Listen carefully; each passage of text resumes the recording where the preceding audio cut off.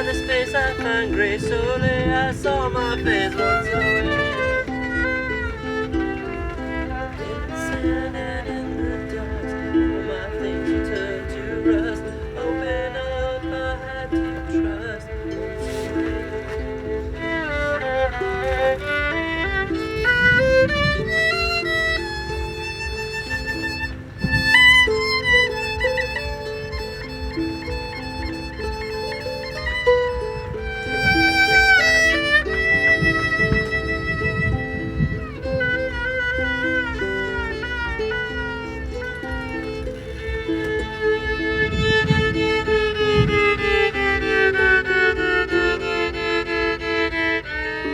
The first year I came was 1991, and there was about 250 people here, not that much. I mean, it was a camping trip, except we were setting a 40-foot wooden figure on fire. I feel like I was sort of the first fire performer that actually came out here and helped light the man on fire for the first time. I think some people have no idea of the kind of aspects we went through when it was so small, and it had a little more danger to it, where you literally, I mean, here, this is pretty safe. This is pretty close in a way, but when there's just a few people on the play, you end up taking care of each other. But trying to have the largest art car, or the biggest camp or something like that, or the biggest sound system, I think sometimes people miss it, you know, if they're only in that world as opposed to seeing really everything that's here, and have a one-on-one conversation with people. Yeah. I remember one time when I was calling the burn that there was a laugh that started around the circle like a wave, and it was so eerie. It was as if the spirits were like coming alive, and nobody told them, okay, you're gonna start laughing. It's like, that's what's this spontaneousness that happens out here that sort of reminds me of what fire is, because you can't capture it, really. You can capture the flickering, but it's gone. It wasn't time to wonder why the touch of age hadn't passed us by. Dreary-eyed to the game of life, led out into the wild. I think I see a child that looks like me, covered in dirt, face above the eaves. Same brown eyes looking at his knee, lifts his eyes and looks at me, and it's the better side of paradise.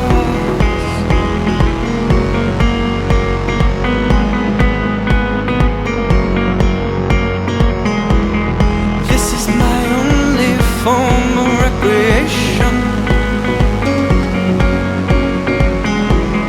No more work is to be done, and I can hear the bell, yes, it's ringing. I'm running out to have some fun, to have some fun.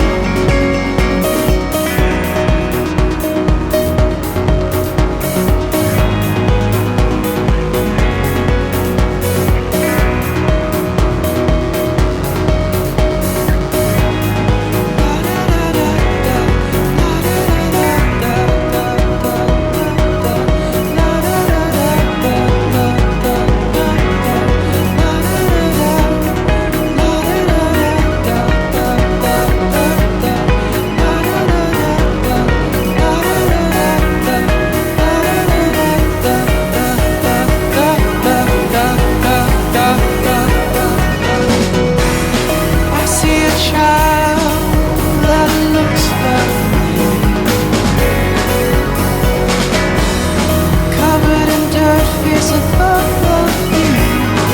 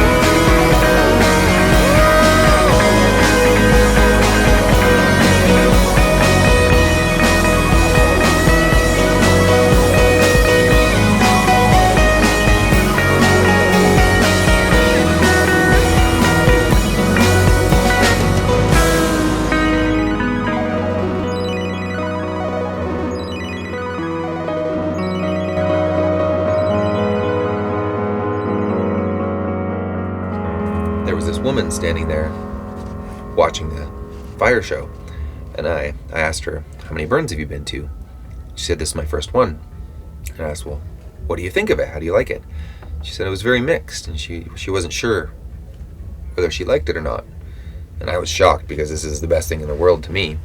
And I was like, oh, well, what was your experience? And she said she came from LA, and she came a week early and helped set up a camp, but didn't really feel community with that camp, and didn't really feel like they were her friends or her people or her, didn't feel comfortable. So she moved to another camp that took her in, and after hanging out with that camp for a few days, felt really similar. Like they weren't really opening to her. They weren't, there wasn't a real community feeling in that camp. And so she'd moved to her third camp and said, she told me that Burning Man itself was amazing and all the things that she was seeing and experiencing, but she felt really alone and isolated, and was having a hard time, seeing such stimulating, crazy, over-the-top things you wouldn't see in the normal world, but not really having a foundation or a network of people to really connect in with and be supported in that. And I think that's something that we really need to pay attention to in the evolving of this culture and this city and this event is, where is our community? Are we just a bunch of people individually coming together and seeing crazy sights? And is it just eye candy and giant spectacle? Or are we coming together and actually forming a culture of art and new paradigm and new perception that we weave together as a community of people, helping each other build that art? It was a neat contrast seeing that individual in her experience, yet then seeing our camp here where, there's thousands of things going on in the city right now that are all amazing and phenomenal and anomalous experiences to talk about for the rest of your life. And 12 of our campmates are sitting around a campfire right now outside my bus, all talking and eating food and having tea and wine and beer and connecting with each other and being content and happy to sit there in that community and ground out together and share together and support each other in that scenario. And they're all having the time of their lives. They all think and have expressed that Burning Man's one of the most amazing experiences they've ever had.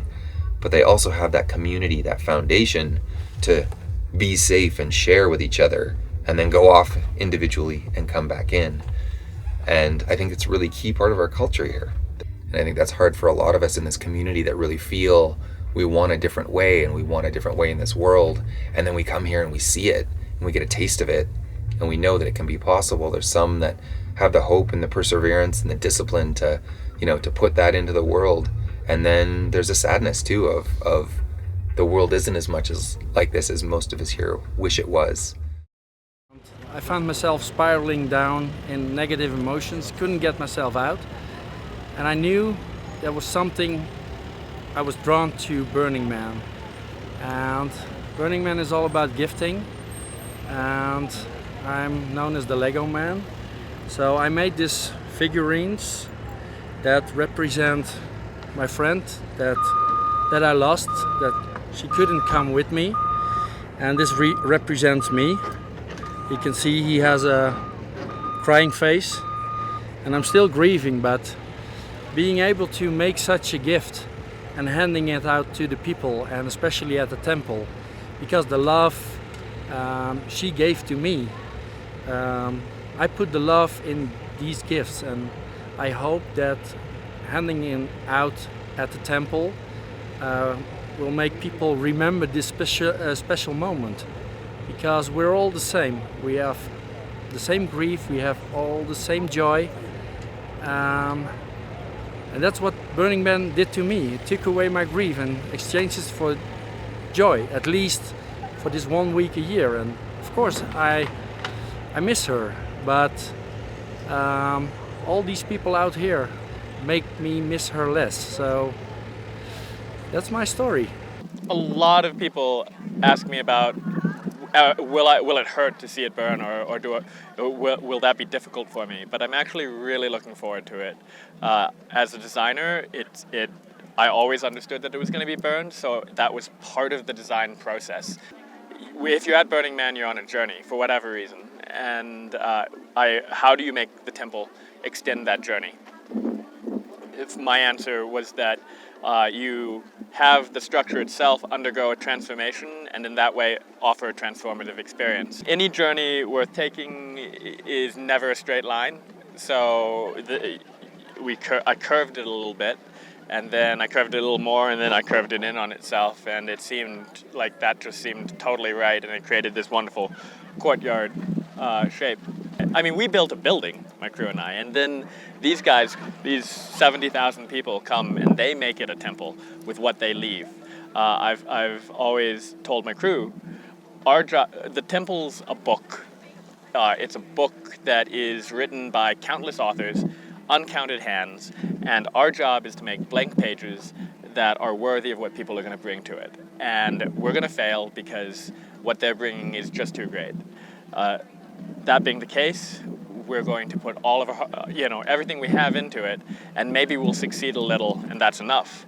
To that end, one of the things that makes this book so compelling, so profound, is that it goes unread in its entirety before it disappears forever. It's like a mandala, except with a mandala, when it's done, you can see the full creation and know it pretty completely. In this way, it's like a mandala where if you were to zoom in on any grain of sand that someone's put down, there's an entire story there, and you can't go in and see all of those grains before it's swept away. Yeah, like I said, today we had a ceremony right here for him. We took his ashes and spread them all over the temple here, which will be burned later on tonight. For us, it really symbolizes, bringing Nate here to Burning Man, something that he would have enjoyed more than anything in his entire life. He was all about that. He was being led this way. I know he was going to be here this year. He's like a brother to me. He's my dad's second son. He's part of our family, and we love him so much.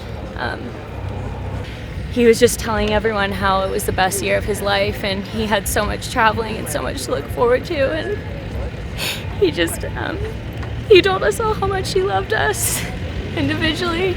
It was like he knew it was going to happen, and I really believe that he's in paradise now with my aunt and my grandma and all the other legends around, and he will never be forgotten. We love you so much, and I'm so glad that I could be here with him and have this beautiful ceremony and bring together people that love him and knew him, and it was just, really special to have him here. So I love you all. I love you.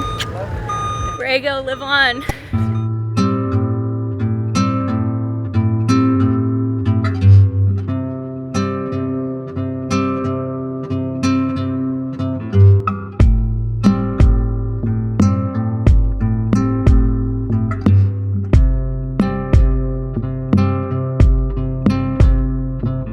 We're here for more men than floating away.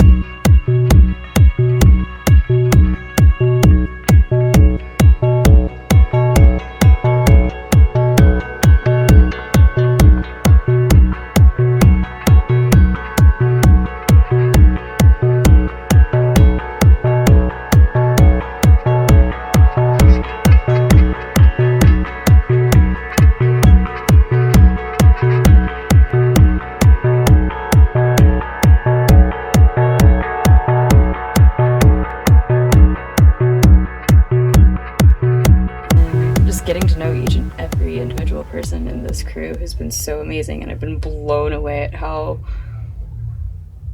on the same page so many of us are, like how like sweet and like open and like friendly and loving and supportive people are. And I feel like there's like a special bond that seems to happen because we are actually training with this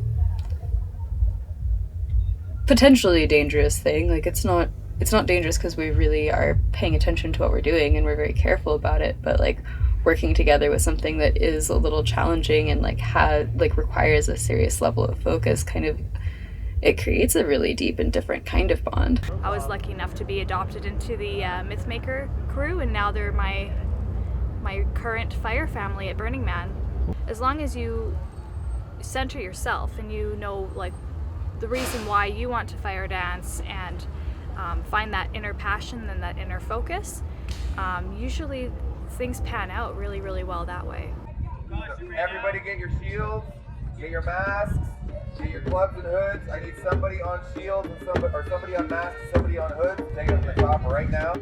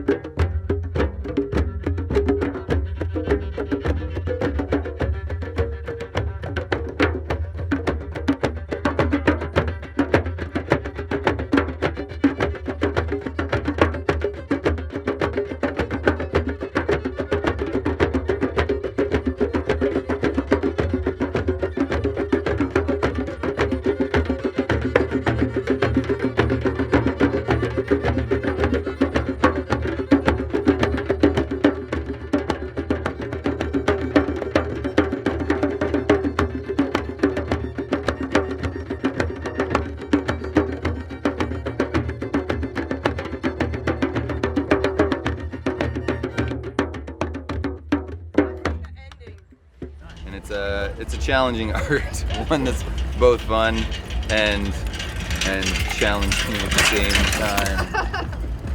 Clown down. The upper echelon of the burner herding is the herding of the burner clown, which is other levels of challenge and hilarity. Heron from MythMaker literally called me down this really fantastical path of running away with the circus and, you know, refining the arts that I was already testing out and starting to feel kind of kinship with. Everyone needs to see a little piece of this to know what is possible and to know that there's something greater and really promising and beautiful about humanity that you may not recognize in your cubicle or, you know, your elevator or your car stuck in traffic every day or whatnot. And I think it's actually okay that Burning Man's expanding in such a way that there's a lot more people that would normally have not maybe made it here in the, you know, past years, and that is spreading. You know, this magic, like it's kind of like our job to take it out into the world.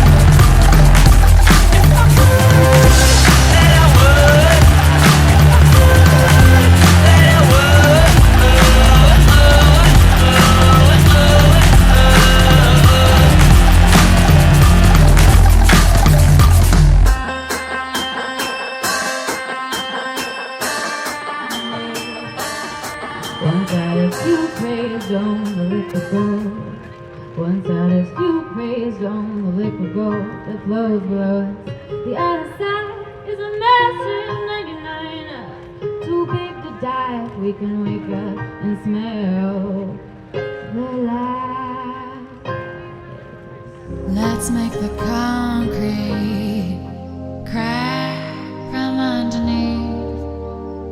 Let in some light and new opportunity, and fill the holes with seas we sow. Take control by making something grow, yeah. Something grow, yeah. Something grow, yeah. And take control by making something grow. This numbers game can end different ways. One side is you crazed on the liquid gold. One side is you crazed on the liquid gold that flows below us. And the other side is a massive 99, too big to die if we can wake up and smell the light.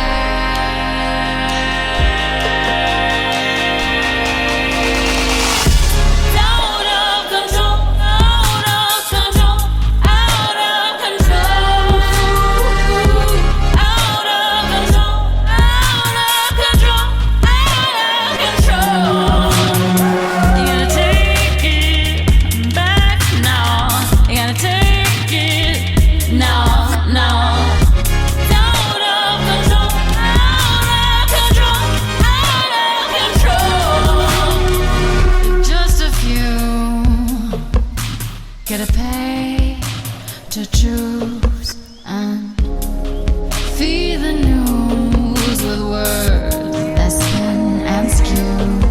Then apathy is our dormant disease. They're counting on us not to make a move, yeah. They're counting on us not to make a move, yeah.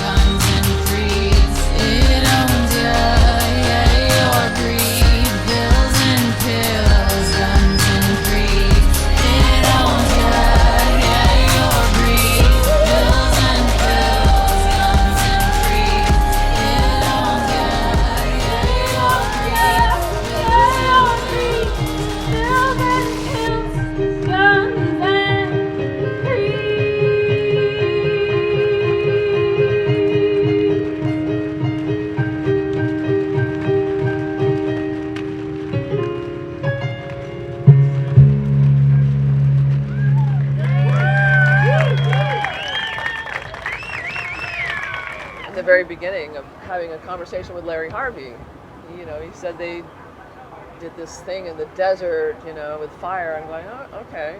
He sent me footage, and it was dark, and there was fire, and I couldn't figure out what the hell these people were doing, and I started getting angry, and I called him up, and I snobbishly, I'll admit I was a snob, said, so do you do this on a solstice or an equinox?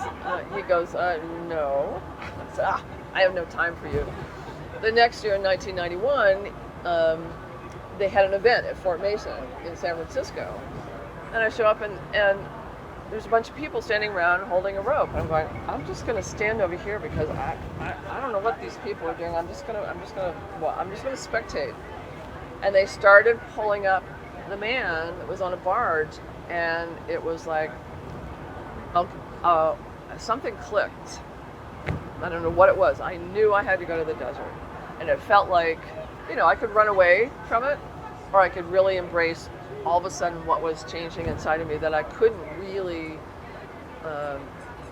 explain. And I had to go to the desert. I had to go with it.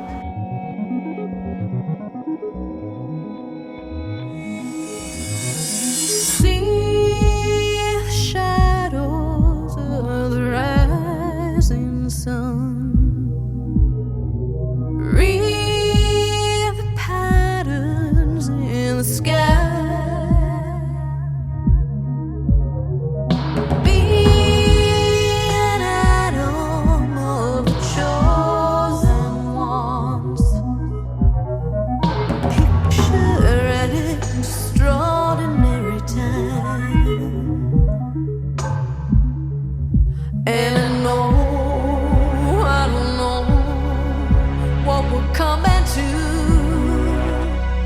Not the end of the show, but I know that it's something new. 'Cause we rise as one to meet the sun, and we come undone in a dream.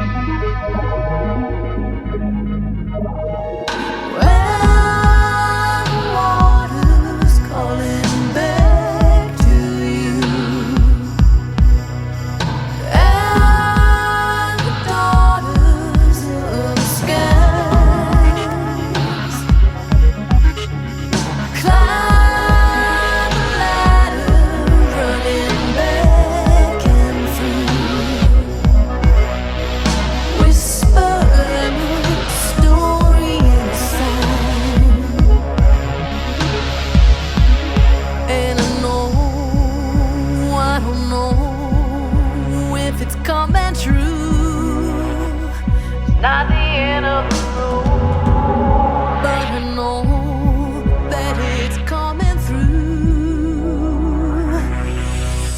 'Cause we rise as one to meet the sun, and we come undone in a dream.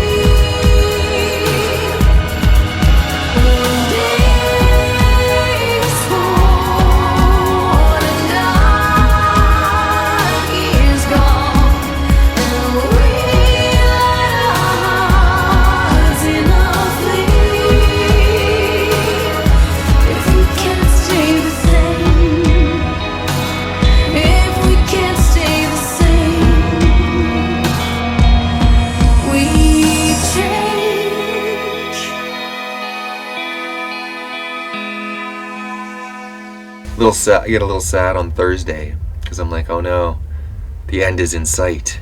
I've waited all year to be here, and now it's Thursday, and I know there's only 3 or 4 more days before the normal world comes pouring back in, or we sail back into that island of normality from this, beautiful paradise. Lovingly create this most beautiful figure and then let go of it.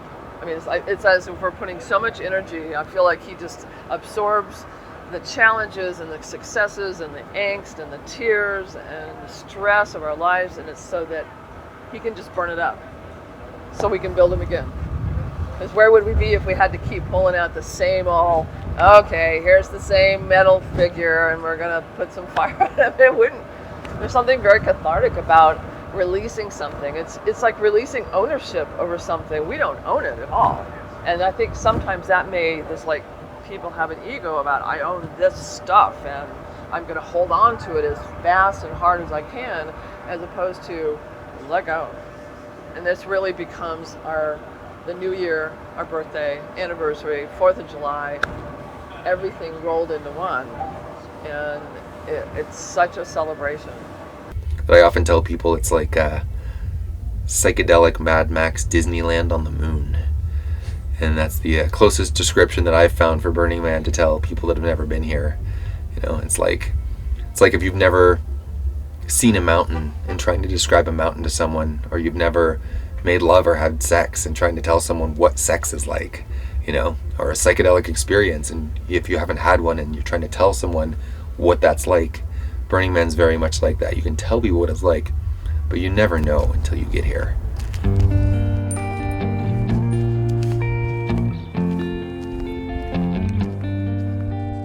I open up my eyes in this cold and empty place, and the everlasting white, I catch a shadow of your face, puts a shiver in my heart, a memory in my mind of a time when love was warm, and a time when I was blind. I wish it wasn't so, you know I didn't choose to go. The light will always come, and the wind will always blow. Every memory you find is yours to keep alive. You gotta change your mind and open up your eyes.